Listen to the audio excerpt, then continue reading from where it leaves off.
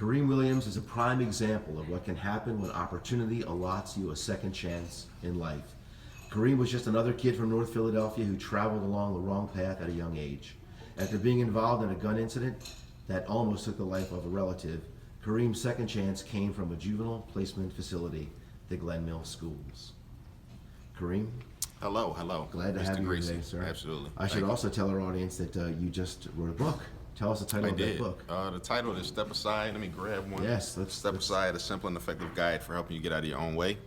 And it is a self-help book. And the book came about, the idea came about in like a bad time for me where I was struggling with myself.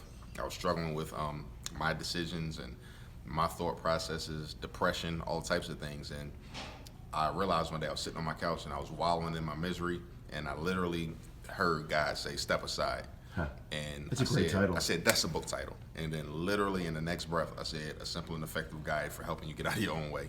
So it was natural for me, and that's why I was so passionate about it. From that idea, that thought, to the book being physically in my hand, it took about 4 months total, which a lot of people say is fast, but when you're passionate about it and it's something that you can really relate to, it became kind of easy. So that's what the book is about, is changing lives.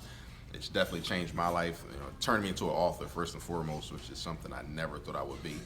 And the book itself and the content in it is really being embraced by those that read it, and it's literally helping to change people's lives. Kareem, touch upon that epiphany, that change, that moment, that changing experience in your life that kind of turned things around. How did that happen? As I discussed earlier, it was me getting arrested for the gun-related incident that you just mentioned in my bio. It was me, that incident, the seriousness of that charge, the seriousness of facing attempted murder, facing 15 to 30 years in prison at 17 years old. That was when I was saddened, when the first time they closed my cell door, when they slammed that door shut, and I thought that I would be in jail for the next, 30 years, is when I really realized that I needed to make some changes in my life. Didn't know what I was going to do, didn't know how to change, but I knew something had to be better than this. I knew life had more to offer me than just crime and sitting in jail. So that was my epiphany, I would say, the moment I was facing those serious felony charges. And the relative you accidentally shot was a cousin, am I correct? It's my cousin, yes. Your cousin. Yep. Cousin of mine. What is your relationship like with him today? It's not the greatest. It's never been the same, and I think that's natural, and I can expect that. I would say I don't blame him for not being the same. It's something hard to accept. I changed his life forever. I changed our family's life. So it's not the same. We communicate rarely. When I see him, we embrace, and it's his love, but we don't talk as much as we used to. We used to be like freaking frack, before that incident. So, but we still keep in touch a little bit. This idea of stepping aside, getting out of your own way, I think is key. Most of our kids, of course, you talk to them and they have a long laundry list of alleged crimes. They've been involved in different circumstances, a lot of negativity. How do you convince them that there is hope, that there is a future, outside of the cliches they hear, stiff upper lip, keep trying, hang in there. I mean, really, how do you, what would you say to our kids from your personal experience? Me personally, I would say, look at me. I use myself as an example because the kids that you're referring to, I was that kid. You were that kid. And 14 years old, felon. And then before I could get a license, I was a felon. And at 17, the seriousness of those charges, gun charges, attempted murder, facing that, I was those kids. And there's a lot of kids that are in trouble for worse things, some for less things. But the fact of the matter is, you can overcome it. I'm a proven example of that. As long as you persevere and you decide that you want to change, you can at any time. I don't care what the case may be. The lady in there asked about, what do you tell someone that already has been sentenced to 15 to 30 years? You're still alive. I'm a believer in every day that you wake up with life in you, you can change. I don't care if you're in jail. I don't care if you're there's life, there's hope. Sick. I don't care if you're injured, whatever the case may be. You have the ability, as long as you're breathing, to change your life. So I would just encourage them to keep pushing and to realize that the ultimate decision to change is in their hands. It's nobody else's responsibility. Tell us about your life now. You've traveled to Spain recently, have you not? Yeah, about a year and a half ago, I was fortunate enough to go to Spain, and I went just to really vacation with a few friends, and two of them are speakers as well. And we talk about relationships, the importance of relationships. one of my friends that I went with had just spoke in Arizona, and at that event, he let one of the people in the audience know that he was about to go to Spain, and they said, "Great, I got a teacher that works in Spain. I connect you guys together, Yes. and you can go talk to their kids." I just happened to be in the right place at the right time with them, and it instantly turned me into an international speaker.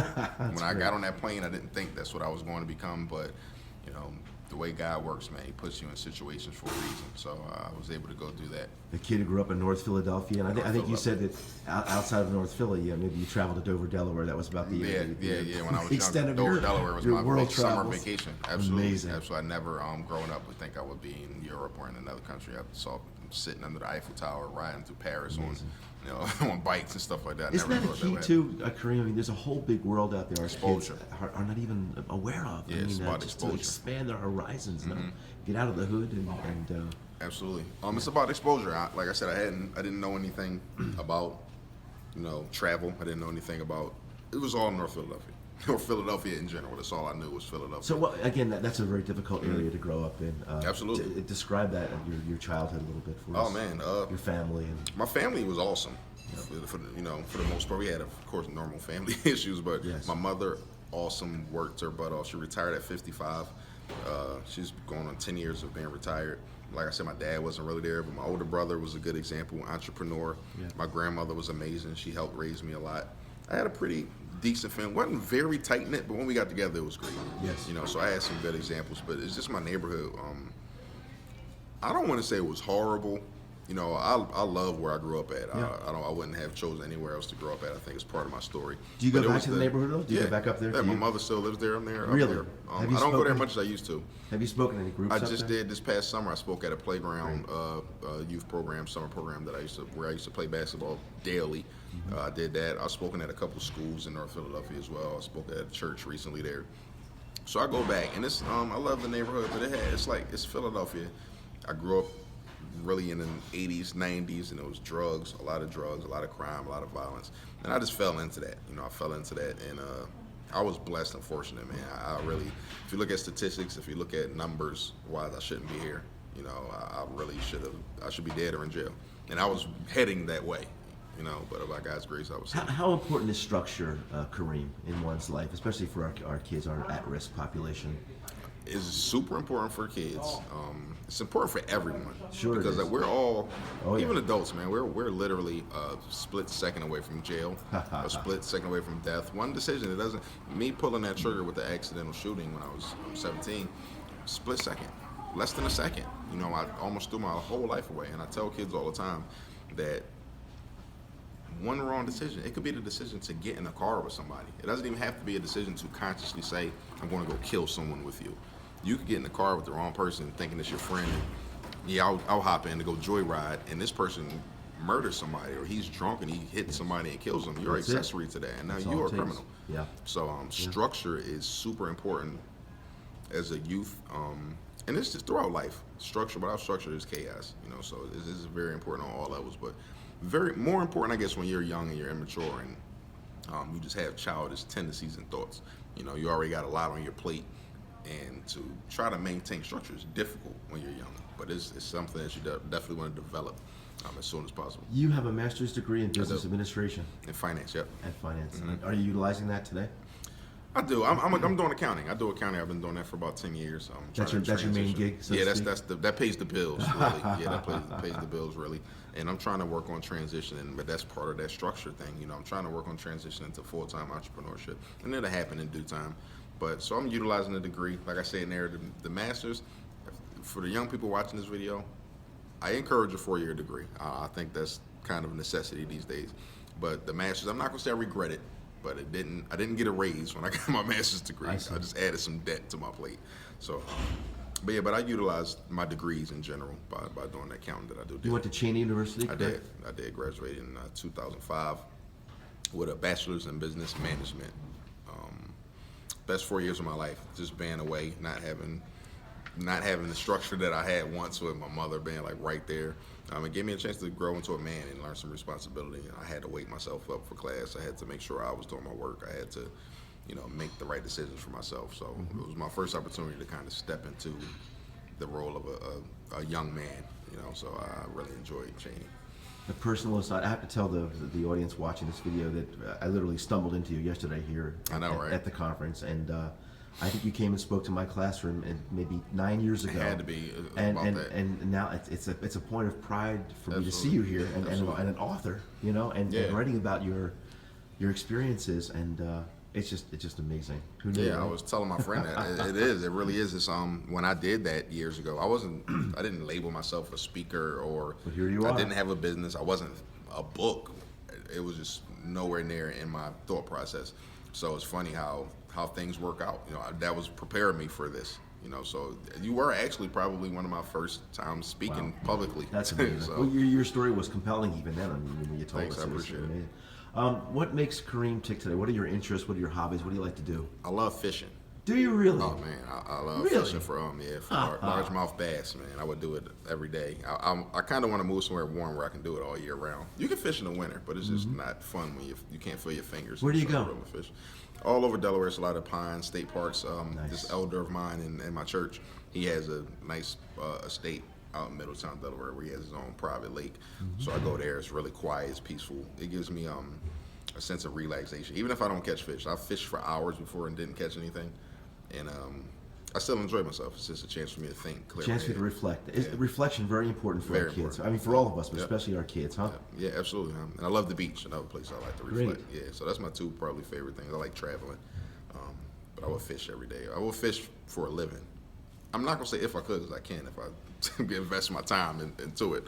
But yeah, so that's the things I love to do outside of promoting my book and my business. How important is your faith, your personal? Is faith the utmost experience? importance. I'm very transparent, so when I talk about my faith, I'm honest of the struggle of it. I'm far from perfect. I'm far from. I got a lot of work to do Welcome to the spiritually. club. Right, We're all exactly. a work But in it's just a progress. thin line, because a lot of people say when you talk about God or faith or spirituality, so many people think that means like you think like you're perfect. They expect No. you to not do anything wrong, have any flaws. Sure. But it's the complete opposite. Right. Like that's what faith is about. It's for the people that are broken and need help with things. So it's very important to me, to put God first. I owe God all the glory for anything I have.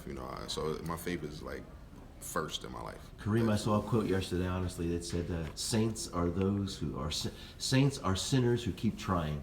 How about That's that? that's You true. like that? That's exactly what it is. Yeah, I heard that before. Yeah, It's it's definitely great. true. It's definitely It's true. great. So, but to answer your question, it's a very important part of my life. Kareem, thank you so much. The book is called "Step Aside." We right on time. The A vacuum. simple and effective guide. Yeah, the vacuum is here. It's okay.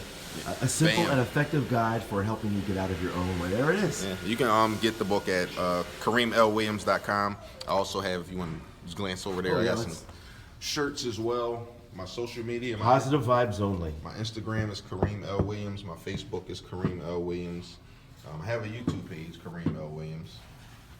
And again, the website. Everything is Kareem L. Williams. So you can check me out there, watch videos of me speaking. Also order the books and order the shirts as well. And I just have read my a little copy. more about me. So Kareem, thank you so much for thank your you, time sir. today. I appreciate the Many platform. blessings. Thanks a lot, Bye-bye. Mr. Greasy.